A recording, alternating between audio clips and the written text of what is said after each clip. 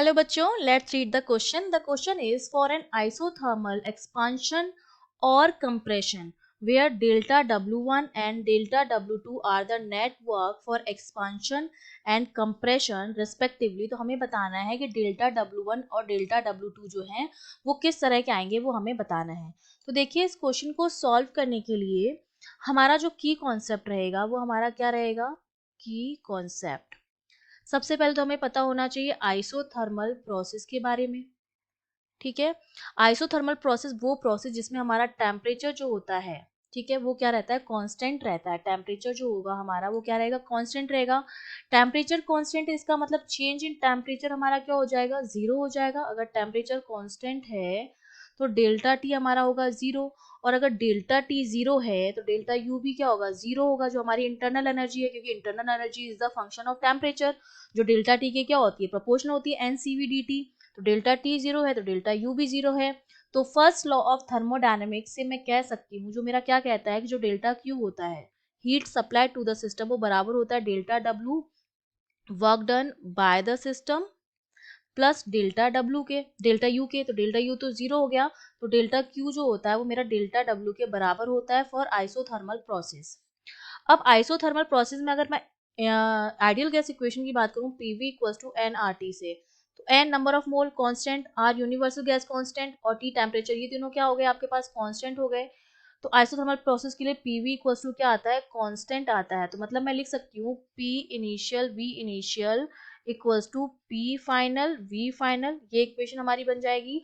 और अगर मैं वर्क डन लिखूं इस प्रोसेस के लिए, अगर मैं वर्क डन लिखना चाहूँ आइसोथर्मल प्रोसेस के लिए, तो जो हमारा वर्क डन आता है, work done for initial to final, वो हमारा आता है P Y V N R T log V final upon V initial, और एन आर टी की जगह मैं पी वी भी लिख सकती हूँ। तो जो वर्क डन आता है इनिशियल टू फाइनल, वो हमारा किसके बराबर हो जाएगा, P I V I log V final upon V initial. ठीक है, तो ये हमारा वर्क डन आ गया आइसोथर्मल प्रोसेस में। अब देखिए, जब कंप्रेशन होता है और एक्सपांशन होता है, अब मुझे क्या चीज पता होनी चाहिए कि जब एक्सपांशन होता है तो गैस को वर्क करना पड़ता है अगेंस्ट एक्सटर्नल प्रेशर। तो गैस हमारी क्या करी, gas has to be work, gas को काम करना पड़ा, सिस्टम को काम करना पड़ रहा है। तो उस कंडीशन में जब सिस्टम को काम करना पड़ता है तो वर्क डन जो आता है वो नेगेटिव आता है। ठीक है, तो एक्सपांशन में तो वर्क डन हमारा नेगेटिव आएगा।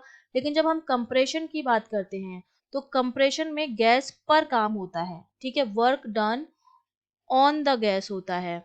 और जब ऐसा होता है, गैस पर काम होता है, तो मेरा डेल्टा डब्ल्यू जो आता है वो क्या आता है, पॉजिटिव आता है। ठीक है, ये हमारा क्या आ जाएगा, यहाँ से मैं कह सकती हूँ कि एक्सपांशन वाले में के लिए मेरा वर्क डन नेगेटिव आएगा, और कंप्रेशन के लिए जो मेरा वर्क डन आएगा वो मेरा पॉजिटिव आएगा। तो हमारा ये ऑप्शन कहाँ पे सही है, हमारा जो ऑप्शन है, देखिए ऑप्शन बी में हमें बोल रखा है W2 जो होगा वो नेगेटिव होगा। हमारा डेल्टा W1 जो है वो एक्सपांशन का है, तो एक्सपांशन के लिए आएगा नेगेटिव, और डेल्टा W2 जो है वो कंप्रेशन के लिए है, कंप्रेशन के लिए आता है पॉजिटिव। तो ये साइन आएंगे हमारे डेल्टा W1 और डेल्टा W2 के। तो डेल्टा W1 नेगेटिव और delta W2 positive option A में है, तो ऑप्शन ए हमारा करेक्ट हो गया। बी में देखिए डेल्टा W2 जो है नेगेटिव दे रखा है, गलत हो गया। सी में W1 पॉजिटिव दे रखा है, गलत हो गया। और इसमें दे रखा है कि दोनों जो होंगे हर स्टेज पर बराबर आएंगे, तो ये ऑप्शन भी गलत हो गया। तो ए ऑप्शन जो होगा वो हमारा करेक्ट हो जाएगा। I hope you understood well, all the best.